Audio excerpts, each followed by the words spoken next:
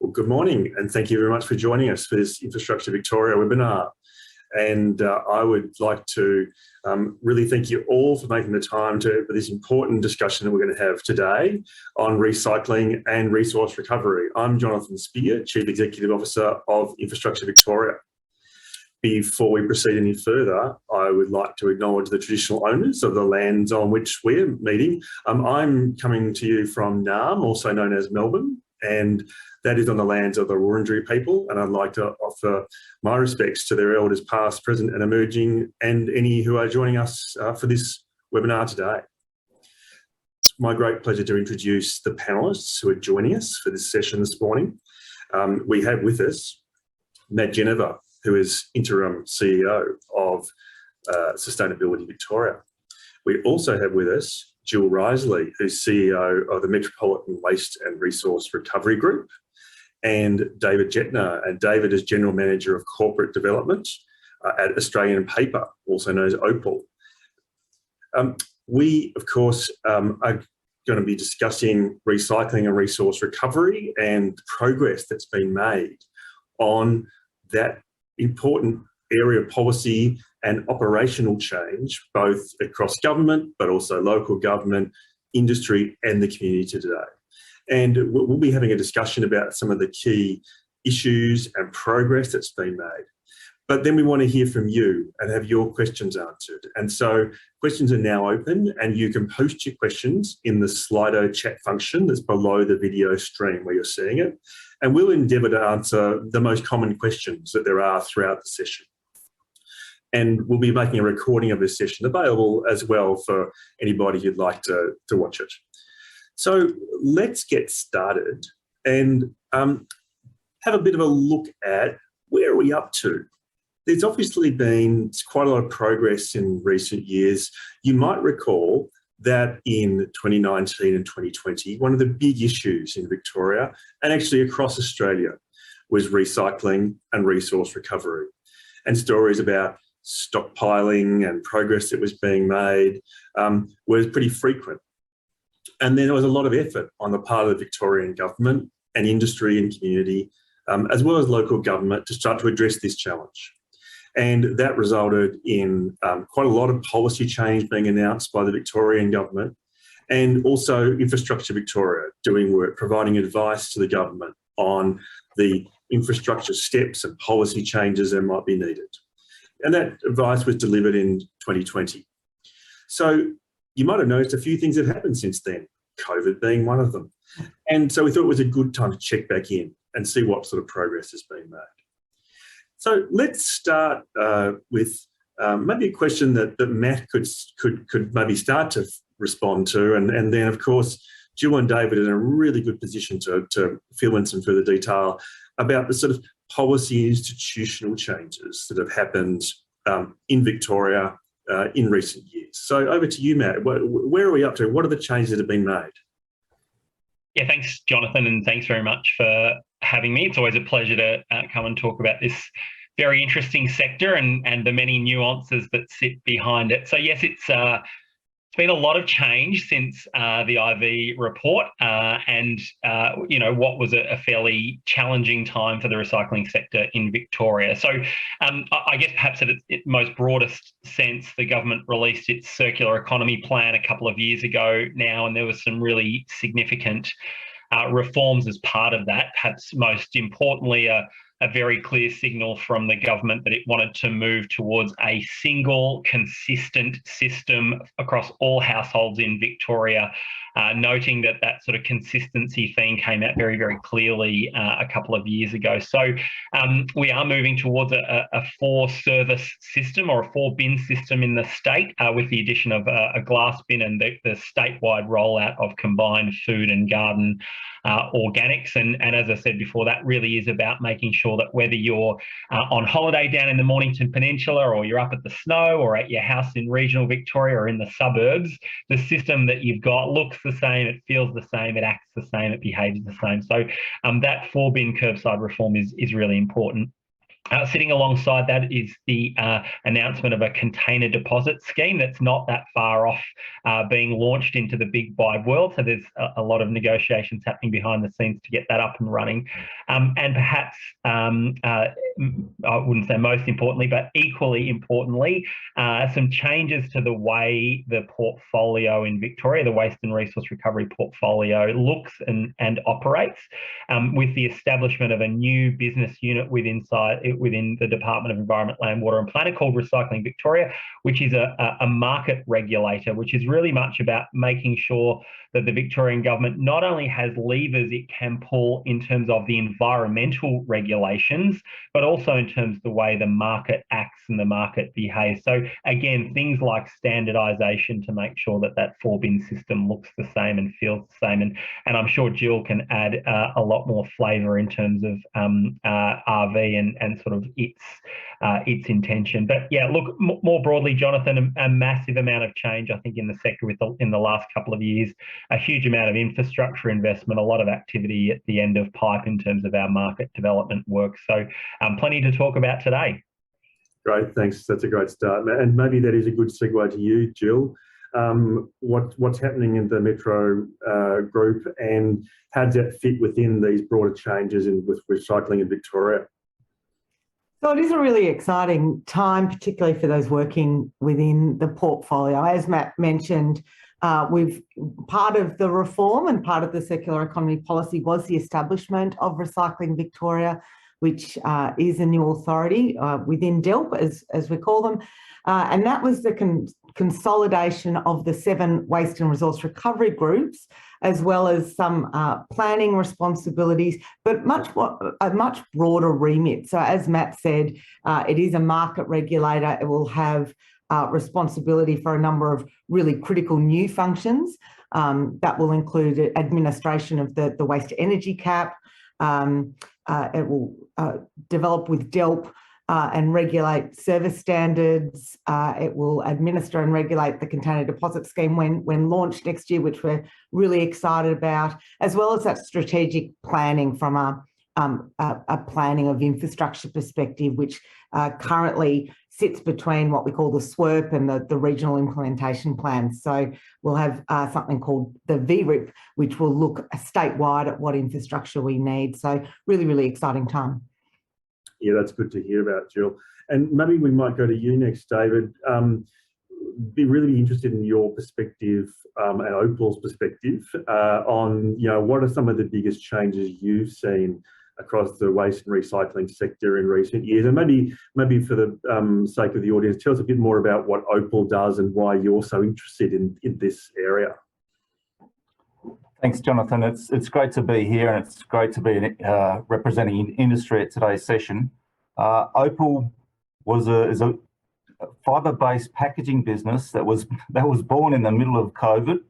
Okay, so we've had some really unique challenges as a business, but we operate across Australia and New Zealand. We've got 70-odd sites producing a whole range of packaging products, from corrugated boxes to bags and sack material for cement industry, etc. So we're heavily engaged in this space around the circular economy. We use fibre to produce our materials, and so as one of the major manufacturers, we recycle over 500,000 tonnes of paper products every year into new products that go back into the market. So the changes that happen from a policy point of view, both at a state and federal government, are things that we actively watch and engage in. And so part of our whole business is built around recycling and actually turning that material into new products. And so we're heavily engaged and very, very happy to be participating today, but also giving our views around some of the challenges that are coming up going forward.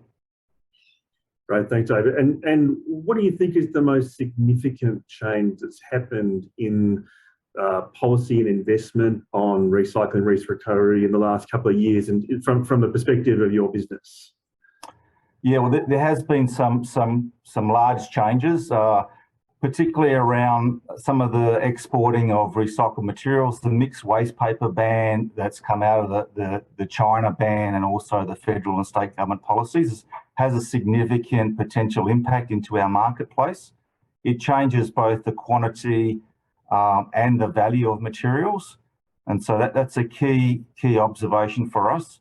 But we're also quite a large energy consumer. And so not very many people know this, but in Victoria, Maryvale Mill is the largest base load renewable energy generator already. And so the changes around energy and how that interacts with waste and residual waste in particular has been a very important focus for us. And so as we look forward to engage with more, sustainable energy sources, it's great to see the government bring out its energy from waste policy, but also incorporating it into the circular economy. So we can make sure that the right materials end up in the right space, and then residual materials, we can get the last remaining value, which is the energy value out of that material, rather than going and burying it in the ground. Yeah, and we'll probably come back and touch on that a bit more as we go through, David. One of the things you touched on, of course, was the export bans that were imposed by international jurisdictions, and then, of course, we had COAG decisions around that as well. Matt and Jill, be interested in your perspective on how we're travelling in terms of the implementation of the COAG bans on export of recyclable material, what sort of effect that's having at the moment, and how we're going with developing both the infrastructure that we need to process it and development of end markets as well, because that's obviously been a really big challenge that we've faced in recent years. Yeah, happy to start, Jonathan. Look, I mean, the implementation of the bans has been a significant shift from a policy perspective, and I think, like most jurisdictions, there are things that Victoria is really doing well on, and other things where we've still got some challenges in terms of the implementation of those bans. I think more broadly, before we sort of jump into the detail of specific material streams, I think the most exciting thing for us at Sustainability Victoria is the conversations that we're having now as a result of the export bans.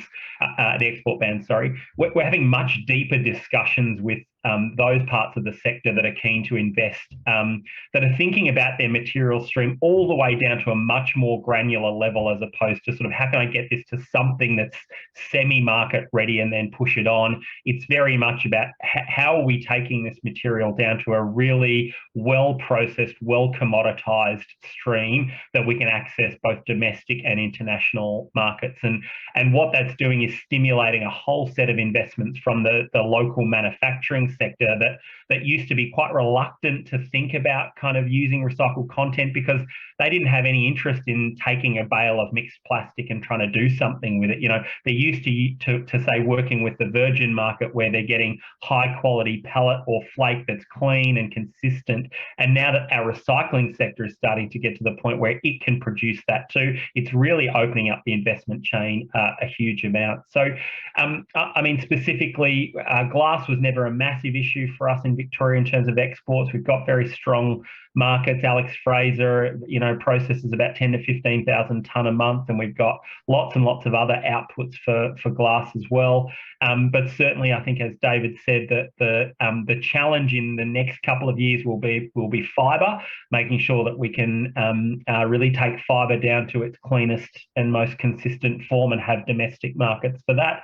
And I think the other thing, Jonathan, which is really consistent, I've just come back from Adelaide last week and heard very, very similar things about less so the high value plastics, PET, HDPE, quite easy to find markets and commoditize that, but certainly the lower end of the plastic chain, the flexible plastics, those things that are take a bit more effort and a bit more investment to get market ready. I think Victoria and other jurisdictions have still got a bit of work to do there to really make sure we can meet the requirements of the export ban with those materials. So just a bit of a summary there from my perspective. Yeah, thanks, Ben. And Jill, you might want to add to this, but I guess I'd be interested in how we're going in terms of the infrastructure that we're going to need to collect and process and enable the reuse of the materials, and what are the ones where we're in a pretty good shape, and what are the ones where maybe we need a bit more effort? So I think it's worth reflecting just on the extraordinary transition that we've had over the last 3 years and even in the last 12 months in Australia, and particularly in Victoria. When I joined the government 3 years ago, we had 30 councils sending recycling to landfill, and now we have none. And so we really have seen such a significant investment and changing in the policy settings, both at a international, federal, state, and at a local level. So we now have a ban or regulation on the export of glass, plastic, and tyres and paper. We're obviously looking at that being regulated from 2024. So that, coupled with an increase in disposal costs, really has changed the environment and created a real opportunity for new markets and circularity within Victoria, which is what we're obviously all aiming to do. You also see the trickle-down effect of those policy settings and that investment and those the changing market conditions. So whether that be changes to planning amendments, for example, for multi-unit developments to make sure that they've planned to have proper waste and recycling infrastructure within those developments, or the state government investments elsewhere, so Ecologic, for example, and the introduction of new standards to enable an increase in recycled content into noise walls and other infrastructure. I think we've seen just so many levers that are now that have been pulled, and that we're now starting to sort of see the fruits of that investment. Yeah, thanks, Jill. And of course, one of the things that we found in our work is that it's just going to be a multi-decade process. Yes. For it to get to, and we've seen that in other jurisdictions where they've got, much higher rates of resource recovery and lower rates of wastage. Ultimately, is that's a journey you've got to start and just persist with, and it's really good to hear that start. One component that David was mentioning, of course, was energy from waste. So, those things where we don't necessarily have a strong end market for, and rather going to landfill, it can go to energy. And of course, that's been the subject of quite a lot of discussion about, well, what should be allowed to go energy to waste and how much of that, and what do you do with the residual? Matt, would you like to sort of start to talk a bit about that? And I think then maybe David, it would be good for David to talk a little bit about the project that Opal's got going at the Maryvale Paper Mill to give us a sort of good live example of that. But maybe, Matt, you can start about what's the policy settings and where are we up with energy from waste? Yeah, so the government has released its energy from waste policy, and there's sort of plenty of detail and nuance that sits inside that. But broadly, again, fairly consistently with other parts of Australia, the government said we are really interested in this type of investment for the residual waste stream. And by residual, they really mean residual where there's clearly demonstrated that as much work as is practicable upstream has happened to take out the valuable material and make sure that can find its way through the recycling sector rather than finding its way into the energy mix. So there's no doubt that the government, we are open for business in Victoria in this regard, albeit with the sort of caveat about truly residual waste.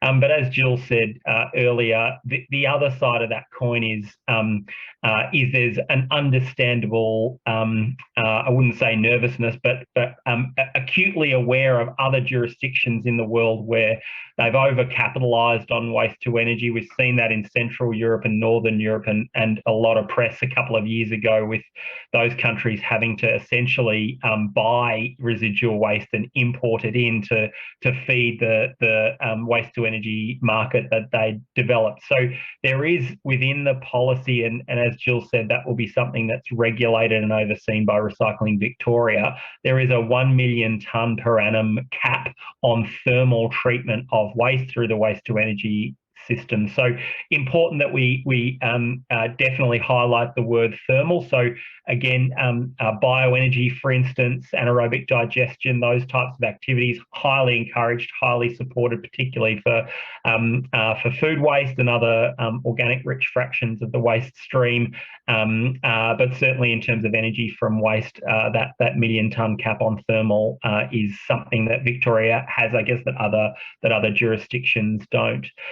In terms of where the market's at, there's certainly lots of activity, and we know there's many facilities that are either at or through their planning stage, and the challenge for those facilities in terms of their long-term bankability remains making sure that they can secure the feedstock required. Some having sort of more success than others in that regard. But again, I would say that the market is evolving, but we're not at the stage yet where we've obviously got a huge amount of construction work underway, and I'm sure we'll see that start to evolve in the next few years. Great, thanks, Matt. And your point about the cap applying for thermal waste energies are a really good, an important point.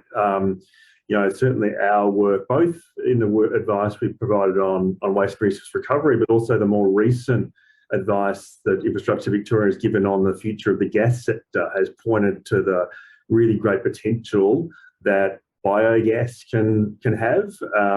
And so it's really serving a couple of purposes here in terms of avoiding emissions and waste, particularly of organic waste and farm waste and agricultural related materials, and its reuse both for energy but also for gas and industrial processes as well. And so if any of the audience haven't seen our recent advice on the future of the gas sector, please, I recommend you check it out, because it's certainly a really good synergy between the future of the gas system getting to net zero and the waste and resource recovery and sustainability there. Let's go to you, David. Tell us a bit more about Opal's project at the Maryvale paper mill. Where are you up to? What are some of the opportunities and the challenges you've experienced there, and how does that relate to current Victorian government policy? Thanks, Jonathan. Yeah, so we're very excited about the project at Maryvale. It was actually the first project in Victoria to receive its approvals. And so along the journey, we've been, I guess, navigating with policy, with changing regulations, etc. So this journey that we've been on, we started in 2016. And so as we close out 2022, we hope to reach financial close. And what that means is that the final approvals get received from all of the lenders and the regulators, etc. So our facility is actually quite unique because it's designed to provide both thermal and electrical energy to the pulp and paper mill at Maryvale. It is based around purely residual waste. So we're 100% supportive of ensuring that material that can be recycled is taken out of the red bin for most councils in Victoria, and it does go into the circular economy. In terms of the residual waste stream, we would take that and turn that into energy to run the pulp and paper mill, as I mentioned before. The facility, when we talk infrastructure, the cost of these facilities is very substantial. So our project, stage one, is estimated at $600 million. So they're very substantial investments, which require careful planning and approvals, as you appreciate. The reality for Victoria, though, is that no energy from waste facilities have commenced construction. So I understand that what we want to do is make sure we don't have overinvestment in the sector, and I support that. I guess the reality is we've still got some way to go to actually get our first facility in construction. For Australia, there are 2 facilities currently being built in Western Australia. And so we're quite keen that those facilities are successful and can act as a beacon for other states around Australia to go and have a look and understand and see how they apply that for their regions. The challenges for us, I guess, we're all learning in this space. And so Victoria's learning, the communities are learning. councils are learning. Some of the challenges have been around timing. So people's, I guess, willingness to take that step forward and drive some change. And that's part of education, and part of our job is to explain that. And part of government's job is to help facilitate that through things like the new policy and regulations that's been established. Some of the challenges that we see across Victoria are many councils have small quantities of waste, and so that leads to many parties that need to participate in projects. And probably the other key issue is around the residues that come from energy from waste. So approximately 25% of the incoming material ends up as a residue that needs to be dealt with after the process. So whilst we have really, really high standards around emissions that are based on European and Victorian best practice, we do have these ash residues, and we're very excited the journey that we're taking in that space. So we've been working with the EPA around approval around some ash recycling, and so we've got preliminary approval for our bottom ash recycling facility. We hope to have final approval in the next coming few days. But that'll lift our overall diversion from landfill from 75% to 95 to 96%, which is a fantastic outcome. So those ash residues will get recycled into aggregates and metal recovery. They can go back to recyclers. And so it's a really important piece of the project. And we're very excited to once again be the first proponent in Victoria to get those approvals. But yeah, it's been a long journey. We'd like to get to financial close later this year, and then get into construction next year, so early next year. So we're hoping to be the first one in construction. And there are several other projects also making good progress, but we're happy to be leading and I guess setting the standard for Victoria. Yeah, thanks, David. And of course, it's a really interesting project, and obviously, as you've described, quite challenging. My memory also is that the Mirabel paper mill is one of the biggest, if not the biggest, industrial gas user in Victoria. I think that's right. Tell us a bit about some of the benefits that you'll get in terms of emissions reduction, but also costs in running the paper mill with this sort of change. Yeah, so this is a project that delivers on two fronts for us. So it delivers around sustainability and around our business's vision for packaging that is sustainable and building a positive future, as well as being economically responsible and hopefully producing a cost down on our energy costs. So we are a major user of natural gas in Victoria, and we do buy grid electricity, despite the fact that we already produce over 55% of our own energy on site from renewable materials. So we will take from the energy from waste facility. It's been designed to take both steam and electricity, and it'll have a thermal efficiency of around 58%. And that's doesn't sound that much, but it's quite substantial for an electricity only connection, which is around 28%. So we by building this infrastructure with a manufacturing facility, we end up with more than twice the energy efficiency that you would get from a standalone facility. And for us, we take the steam out of the energy from waste plant and reduce our natural gas purchases. And so both on-site, because we do it in this configuration called combined heat and power, we actually see a net reduction on-site for greenhouse gas emissions by reducing both our natural gas and our electricity consumption, as well as a net overall because of the avoidance of that organic material going to landfill. And so we're very happy on the sustainability front and have got great expectations around the cost front as well. Great, thanks, David. And let's look more broadly now then, Matt and Jill, across the recycling sector. And what are the priority materials where we need to sort of spend a bit more time in terms of making sure we are both collecting them effectively, but also where that processing capacity is needed. You know, what are the ones we're doing pretty well on? Matt, you talked about glass before being something we're in a pretty good place on. What are the ones where perhaps it's a bit more challenging, we've got a bit more work to do? I think the growth, the growth that we're seeing from a municipal perspective is definitely in FOGO, or food and organic recycling. From a metropolitan perspective, we've got 20 councils with FOGO and another 9 rolling it out. And so there's obviously an increasing need for processing capacity in that space, and we're seeing a lot of investment, or the scoping of future investment by industry to accommodate that demand.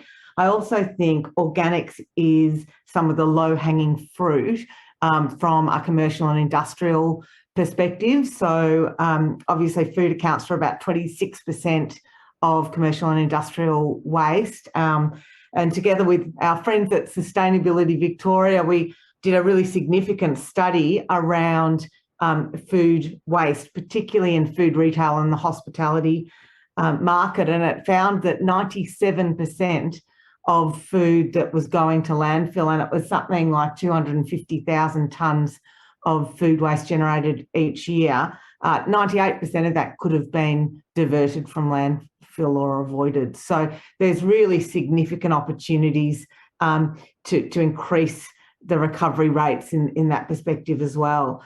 The other areas that I think we need to start to lean into and to look at are textiles. So our recovery rates for textiles in Victoria is, I think Matt will correct me, but I think it's around 14%. And we as waste producers in Victoria, we're big waste producers, and we're also big purchasers of apparel. And I think that that's something that we really need to have a look at and look at what end markets and what infrastructure we can bring online to improve that recovery rate. Thanks, Jill. And how are we going on e-waste, guys? Because, of course, that's been a long-standing challenge, and we're pretty good at buying electronic goods and then finding new versions of them to replace them. Yeah, it's another good one, Jonathan, and you'll remember from your the IV work a couple of years ago.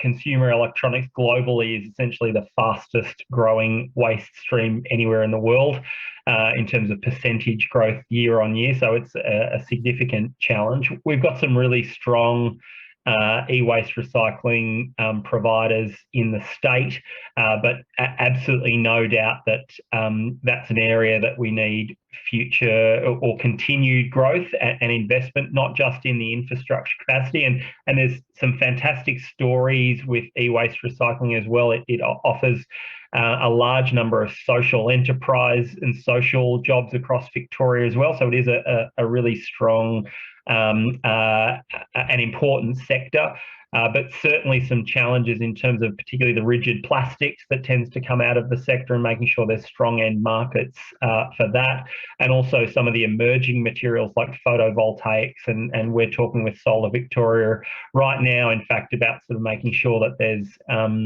there's good future proofing of that side of the coin as well. So yeah, no doubt e-waste a challenge and an opportunity there, as well as organics, as Jill said, and textiles. And I think the other thing I jotted down was tyres as well, Jonathan, continuing, particularly the sort of the lower value tyres, which tend to be passenger tyres. They have a lower content of natural rubber than truck tyres, and so still some infrastructure and investment needed there. But really positive signs. I mean, we've got at the moment at Sustainability Victoria, there's more than $300 million worth of infrastructure projects that are already underway and locked in, which is a huge amount, certainly far greater than the investment we've ever seen in the past. And that will add an additional 1 million tonnes of recycling capacity to the Victorian sector by 2025. So certainly positive signs on the investment front. Thanks, Matt. That's good to hear.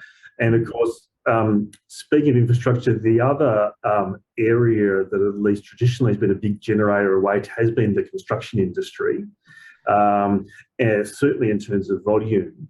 And so I'd be interested in hearing your comment about where are we at with improving recovery rates from the construction and demolition sector.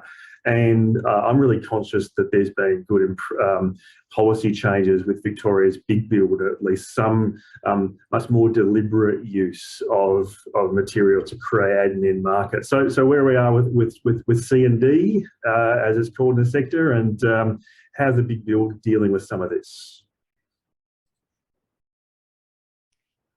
Well, the Big Build, certainly Ecologics, I will happily sing the praises of my colleagues over in Major Roads Victoria. I think they're doing some extraordinary things in terms of looking at all the opportunities of how do you embed and in a really circular way put more recycled content into the infrastructure, and that has included changing standards. And I know some of the standards that they're looking at the moment, having already changed standards around some infrastructure, so increased plastic can be incorporated, but also looking at organics and mulch, for example. What does the standard need to be along infrastructure to really supercharge the organics recycling and being able to incorporate that into the infrastructure? So the team at Ecologic are really doing some amazing things around the Big Build. And I think that recycled first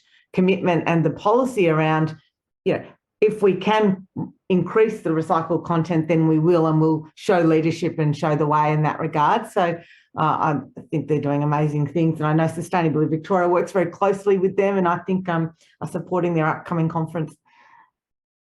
Yeah, it looks like a very cool conference. Yeah, put in a plug for that. I'd like to add to that, and I guess I'm interested to know beyond the Big Build efforts, how are we going with construction demolition waste as recovery more generally? Because it's obviously been a big challenge for us in the past.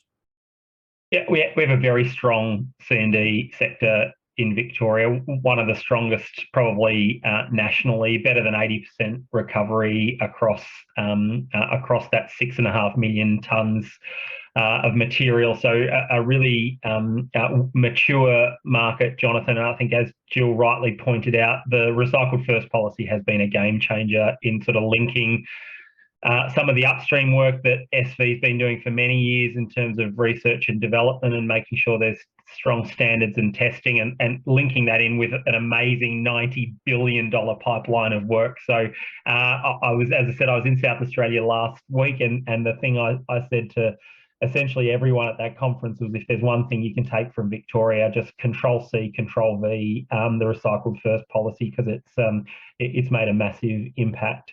I think notwithstanding that, positive and strong momentum, there's still opportunity, particularly in the smaller end of the C&D sector, where you're talking perhaps the residential building sector, for instance, where you're often seeing single skip bins of mixed waste sort of leaving a building site. Again, the landfill levy and its increasing size certainly is a strong motivator, even for those mixed skip bins, to end up getting tipped out on a flat floor somewhere and being sorted through with a grab or manually, just to try and remove the amount of material that's going to make its way over a landfill weighbridge. But certainly the residential building sector, there's some more work to do around those mixed loads of C&D waste. But again, great to see some of the new infrastructure and new projects that are happening in that space as well. Great, thanks, Matt. And of course, one of the things you talked about earlier, and we're getting some questions through from the audience, is around curbside bins, the 4 bins. There was even, talk when we were doing our work about 6 bins, but we're back at 4. Tell us a bit about both the importance of that. We certainly found with our polling and community engagement that people wanted to do the right thing, but are often confused about what to do. There is some inconsistency across councils and some challenges in multi-unit developments and retrofitting this to existing buildings. So tell us a bit about, where are we at with consistency and community education and the rollout of that? Because obviously it's really important for us to be getting that right at curbside as well. Yeah, it's certainly a big project across 79 councils, Jonathan, and importantly, the government said from the start, rather than sort of just forcing this upon all councils at the same time, that it made sense that it was linked to the end of their existing contract so that it could be built into the next set of contracts rather than kind of trying to retrofit existing contracts. So there's no doubt that, it's not going to be tomorrow that everybody's system looks and feels the same. We've still got quite a few years of those contracts coming to their end of life and the new contracts coming into place. But, certainly we know Victorians are really passionate about recycling. So 90% of Victorians feel strongly that they are committed to separating their waste and participating in recycling. So we know there's a lot of fantastic intention. But around half of those same people that said, yes, I'm really invested, around half, when we gave them a list of things, did you recycle this last month? They said at least one thing they had incorrectly recycled in the month prior. So fabulous intention, but still a bit more work to do, making sure that Victorians are really putting the right things in the right bins. The consistency side of that will make a massive impact. There's no doubt. With a system that looks the same and feels the same and acts the same, it makes my job a lot easier, because instead of having a statewide message that we then need to tailor to 79 different councils, we can have one statewide message that applies to everybody. So the education and behaviour change component that comes along with it, and again, we're seeing record investment there from this government, about $30 million, and you may well have seen the Small Act, Big Impact campaign on the TV, really supporting Victorians to kind of make the right choices when recycling. So I guess a lot of rambling in there, Jonathan, but it's the commitment to standardisation is real. It will be a significant focus of Recycling Victoria, and it will roll out over the next sort of 5 to 7 years and have a really significant impact on all Victorians in the system that they've got in front of them. That's great to hear, Matt. And the component that we certainly identified, which you've referred to as well, as the need for continuing guidance for members of the community about what the right thing is to do as we go through that transitional period. Of course, the other exciting thing, and Jill, you talked about this earlier, is the container deposit scheme. And that, of course, was something that other jurisdictions do. There's commitment to do it here, and there's been consultation on that. Tell us a bit more about what's the final version of the scheme looking like? When are we going to see it? When do I get to get my cash back? Well, I might throw to Matt as well on this. I know he's been working very closely with the team at the department on the scheme. I think there's a lot of work going on behind the scenes, and we're at the pointy end of some of those commercial negotiations. So huge amount of activity, and also looking at obviously how the systems work interstate as well. So obviously waste doesn't stop at the border all the time, and really needing to understand what the schemes look like in South Australia and New South Wales, and how Victoria will fit in there. I think it's going to be really exciting around having a really clean stream of materials which can then go into the market. And I think it also means that at a household level, and I know many of us who are as old as I am remember Cash a Can, for example, and the scout groups when we were kids going around the MCG at the end of the match. And I actually think the CDS, from a consumer behaviour perspective, is such a tangible way of people being really conscious about something that changes it from being waste to being a resource and being worth something. And I think that's absolutely critical in the mindset change on how we look at resources, and really stop talking about waste and actually start to look at resources in that circularity. And if I can jump back a second, just to really emphasise how challenging it has been, and the importance of the standardisation of not only the colours of the bins, but also the contents of those bins. I have 2 green bins, a blue bin, and completely different to the people in the municipality next to me. I have a beautiful caddy liner for my FOGO caddy. Across the road, they don't. So not only the standardisation of the bins, but a standardisation and a consistency around what can go in the bin will just make, particularly Matt's life at Sustainability Victoria, so much easier when we need to have those public education campaigns. But I'll let Matt give his 2 bobs worth on the CDS as well. Yeah, I think you've covered it pretty well, Jill. I mean, the intent is that the scheme will hopefully be up and running next year, pending the final announcements on the scheme operators. And you'll know well in Victoria, Jonathan, we've got this pesky thing in the way called the state election that's taken a big hole out of the latter part of this year. So certainly plenty of work happening in the department to try and get things across the line and stood up really soon. Great, thanks, Matt and Jill. I know there's a lot of people who are waiting with bated breath, including SIAC groups, to travel back in time, as you and I can remember, Jill, at least in terms of cash can, and not just cans too. Got lots of good questions coming through from the audience, and many of them are around the theme of waste avoidance and design initially. Design so things aren't wasted, design so things can be more easily recycled, design for construction so that they are less carbon intensive, but also can be reused at end of life. So, Matt, I know this is something that you're passionate about and part of SV, but it comes across to business decisions that I'm sure David will be thinking about, and Jill, you'll be seeing this too. But Matt, would you like to start with what sort of progress are we making in terms of waste avoidance, product design, reducing the carbon weight and waste that comes from construction, but also other consumer products as well?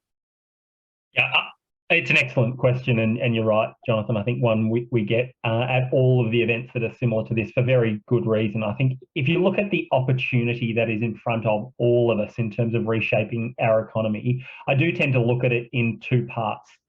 There is no doubt in Victoria that we have and have needed to have an overt focus on strengthening our recycling system. It's pointless talking about circular economy if we haven't got a really strong, sustainable, viable recycling market that can take a whole stack of inputs and pump out a whole stack of manufacturing ready outputs so that they can be circulated right back around into the sector again. So that's sort of part one.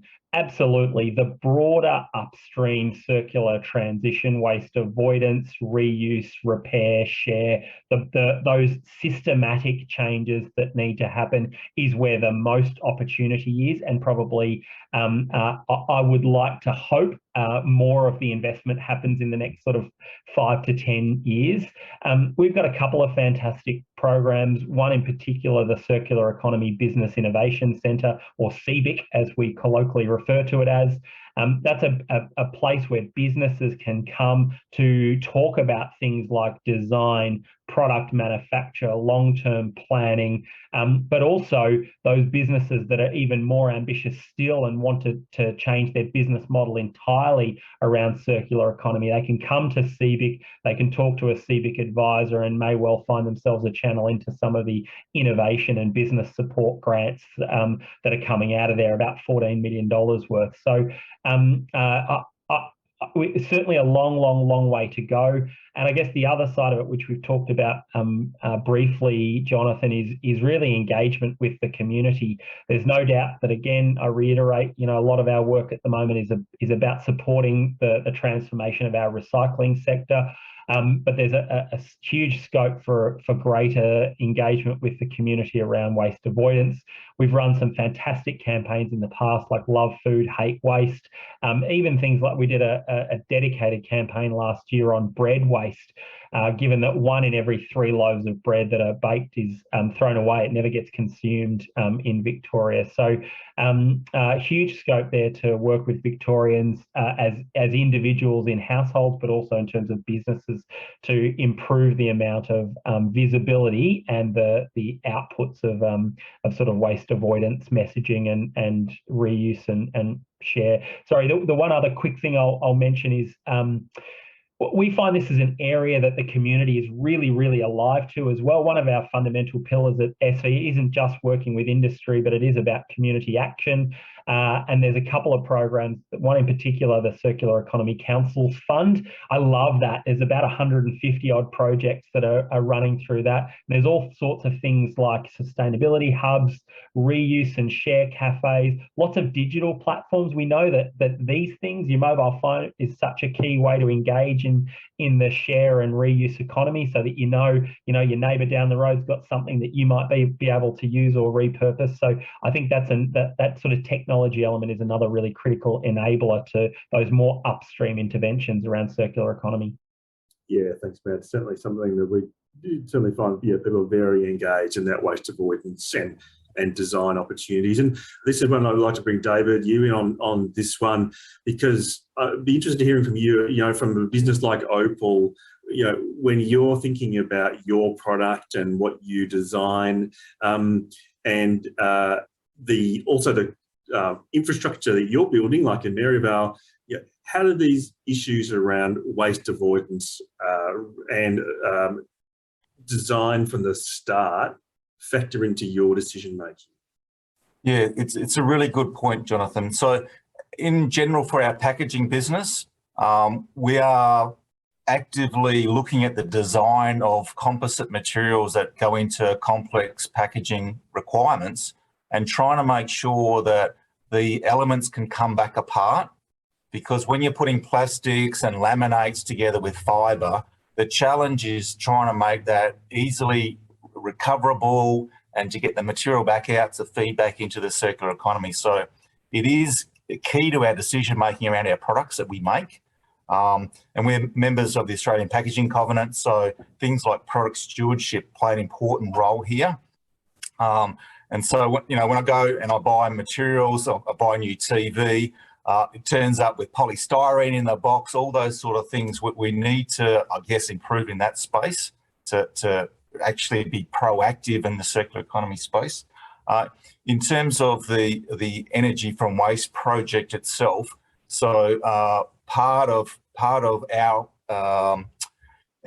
ethos, our design around that space will include actively working around the construction materials and making sure that not only what we do in this construction, but later on at the end of product life, we can actually deal with those materials as well, is part of our design. And so if you start with the end in mind, you end up with a better solution. You have a long-term solution that meets the requirements of the circular economy. So it's part of how we do business today. And I think there are still some in Australia that need to improve in this space, particularly around some of the packaging stuff where you can't even recycle it. I think there's great opportunity to help in the design phase of the circular economy. Yeah, thanks, David. And of course, we're starting to see consumers demanding that kind of thought in terms of their purchasing decision, which is starting to drive some of this innovation as well by producers. The other area, and we've got some questions coming through on this, is around single-use plastics. Yeah. And of course, there's government policy on this. And so, Jill, I might be interested in hearing from you about the single-use plastics.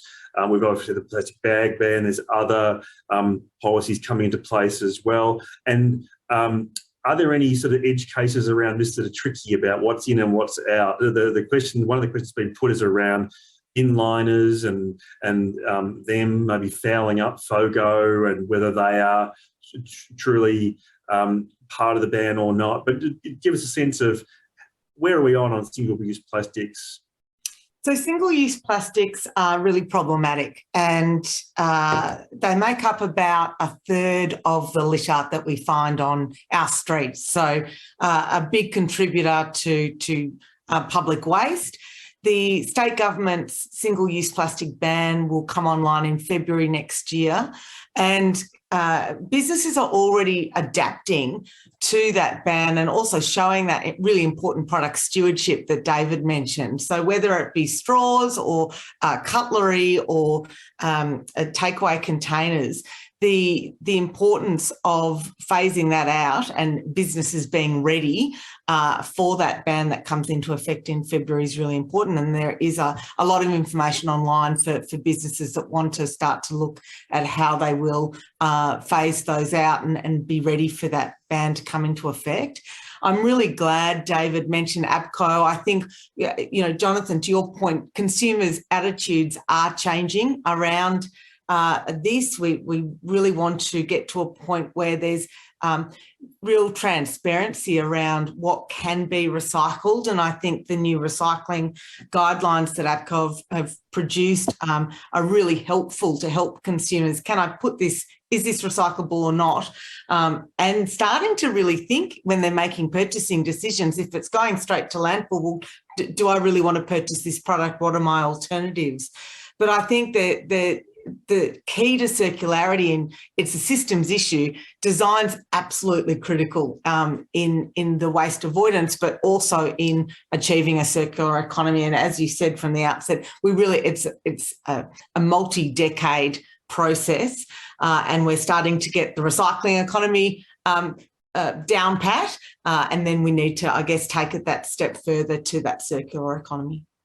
Yeah, absolutely. Thanks, Jill. And one of the questions that's been coming through from a few people actually on that next steps is around the capacity for there to be trade in some of these more valuable materials. So particularly coming out of e-waste. So where are we at in terms of having both the legal frameworks and the functioning markets to enable trade of some of the more valuable recycled materials that we're starting to get, especially but not exclusively, of course, those e-waste products?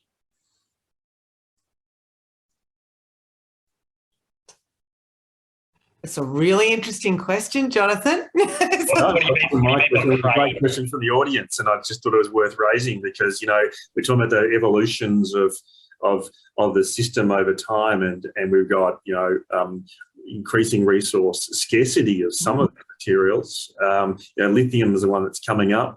You know, in terms of car batteries at high demand, there's other materials as well. Yeah. I'm sorry, I'm a little confused as the question in terms of trade. What do you mean by trade of those materials, Jonathan, as in the reuse? The capacity to reuse and the markets for people to actually find end users for that material as well. Yeah, I mean, as I said before, I think more broadly in this space, whether it's e-waste or any other type of material, the use of technology platforms to link buyers and suppliers or you know, takers and givers, because sometimes there's no cash transaction involved, is really, really important. We're seeing it a huge amount in the textile sector. As Jill said before, textiles are a really significant challenge for us, about 10% recovery and about 90% still goes to landfill. And we're seeing a lot of smart people using technology to link somebody that's, you know, got an end of run line of a certain fabric or certain textile type in with somebody else that can use it for instance, you know, vehicle upholstery or some other reuse or remanufacturing option. So really, really important there. E-waste has some challenges. There's no doubt, particularly anything that has data storage attached to it becomes a significant challenge in terms of the sharing and trading of used e-waste goods. Again, a lot of the organisations, particularly some of the social enterprises that work in this space, have got really well-developed and mature ways of making sure the data is cleansed appropriately and fully clean, and that usually happens as part of a refurbishment process. Really, in the e-waste space, you've often got things are taking two pathways. They are perhaps too outdated to be refurbished or resold and end up making their way through the disassembly and recycling chain. And those that are perhaps only a couple of years old, and often the social enterprises will do some work to refurbish those, and they'll either go back into the school system, particularly in public schools, or they'll go overseas for into some of the developed countries where computer parts and peripherals are quite expensive. So there is a market there. It's probably an emerging market. I think if we go back all the way to the conversation about design, that's fundamentally important here, because one of the key barriers around the reuse of e-waste laptops and things like that in particular is that a lot of the parts and peripherals are kind of inbuilt, and it takes a lot of work to disassemble them and rebuild them or upgrade the parts. So I think that design side of things is still fundamentally important if we want greater reuse and sharing of e-waste in particular. So I hope that answers some of the question. And Jonathan, I'd just chime in with some resources. There are platforms such as Aspire. I don't know how it works with e-waste as a stream, but there certainly are platforms that exist to improve and enable, particularly business-to-business recycling and resource recovery. And a really interesting point around lithium, and I know that we're seeing in Victoria investment such as EnviroStream in battery recycling, and starting to see a bit more of a focus and investment in that space, which is really exciting as well. Great, thank you. We are unfortunately out of time, but as we've observed throughout this discussion, this is a multi-decade journey, so it won't be the last time you hear from any of today's speakers or Infrastructure Victoria about the transition towards a more circular economy. I would very much like to thank Matt, David and Jill for your contributions and for helping to bring us up to date with progress that's been made, but also in identifying those areas that we just need to keep our eye on and keep on progressing. There's obviously some exciting developments happening both in the institutional structures we have in Victoria around recycling. There's new policies coming into place next few years, and new developments along the lines of what David's described to us that are going to be rolling out in the next few years. So I think we might be having some more of these discussions. But I'd very much like to thank the panellists for joining us, and of course all the audience members for your great questions that we've got to touch on, most of them throughout the conversation. As I said at the start, this webinar has been recorded, and so you and your colleagues are certainly able to share this and have a look at it afterwards. And if you've got any queries about any of the matters that we've talked about today, you can find more information both on the IVER website or contact us at inquiries@infrastructurevictoria.com.au. Thank you all very much. Have a great day and keep on recycling.